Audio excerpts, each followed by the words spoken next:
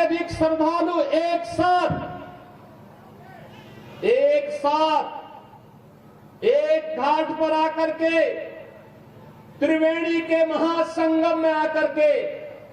महास्नान का पुण्य का भागीदार बना है। न कोई जाति का भेद, न कोई क्षेत्र का भेद, न कोई मत और संप्रदाय का भेद,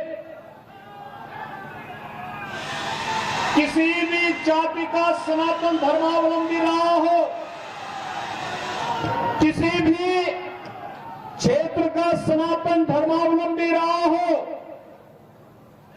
किसी भी भाषा का सनातन धर्मावलंबी रहा हो, भारत में रह रहा है तो, भारत के बाहर में है तो वो आकर के मां गंगा, मां यमुना और मां सरस्वती की त्रिवेणी में आस्था की पावन डुबकी लगा करके पुण्य का भागीदार बना है और अपने जन्म और जीवन को धन्य धन्य कह करके सभी को साधुवाद दे करके, व्यवस्था से जुड़े हुए लोगों के प्रति साधुवाद दे करके फिर अपने गंतव्य की ओर प्रस्थान कर गया। अद्भुत आयोजन था, अद्भुत आयोजन था। और बहनों और भाइयों, दुनिया विस्मयकारी भाव के साथ, दुनिया कौतूहल की निगाहों के साथ, दुनिया इस अकाल्पनिक अविस्मरणीय और अद्भुत घटना को देख करके भौचक थी। लेकिन सनातन धर्म के अनुयायी उत्साह और उमंग के साथ तब भी थे जब प्रयागराज की धरती से एकता का संदेश गूंज रहा था और उसी एकता के संदेश को लेकर के होली जैसे पावन पर्व को हमें आगे लेकर के चलना है। जो लोग हमें मानते थे कि हम विभाजित हैं जाति के नाम पर, छुआछूत और अस्पृश्यता के नाम पर, उन लोगों से पूछना चाहिए कि भगवान ने तुम्हें दृष्टि दी है, जाओ, तुम हमें बदनाम करते थे, हमारे सनातन धर्म को बदनाम करते थे, तुम्हें देखना है तो प्रयागराज के संगम में आकर के देखो कौन जातिवाद थी, कौन छुआछूत था, कौन अस्पृश्यता थी। वहां तो राष्ट्राध्यक्ष हो या एक सामान्य गांव का निवासी, वहां पर कोई बड़ा सा बड़ा धर्माचार्य रहा हो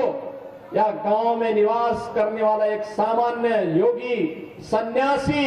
इन सब ने एक ही संगम में जाकर के मां गंगा के प्रति अपनी कृतज्ञता ज्ञापित करते हुए आस्था की पावन डुबकी लगाई है। कौन लोग हैं जो ये बांटने का काम कर रहे हैं? ये वही लोग हैं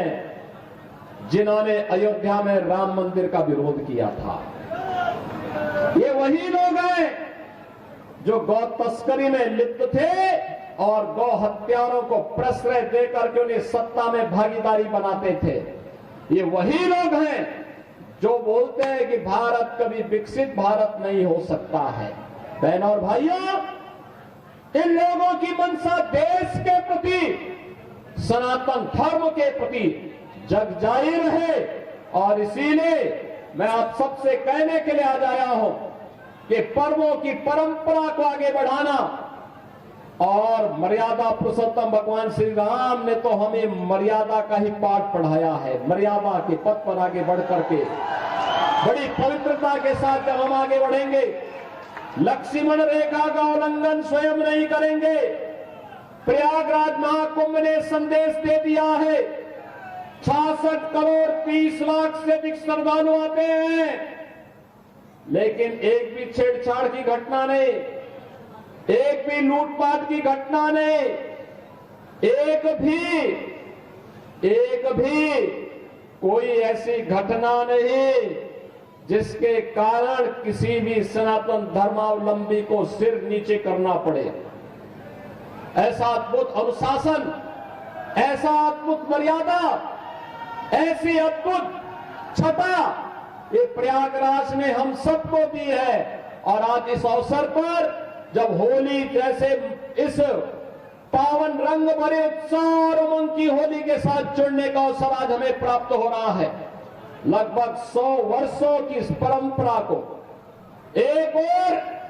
दुनिया के सबसे बड़े सांस्कृतिक संगठन राष्ट्रीय स्वयंसेवक संघ की शताब्दी महोत्सव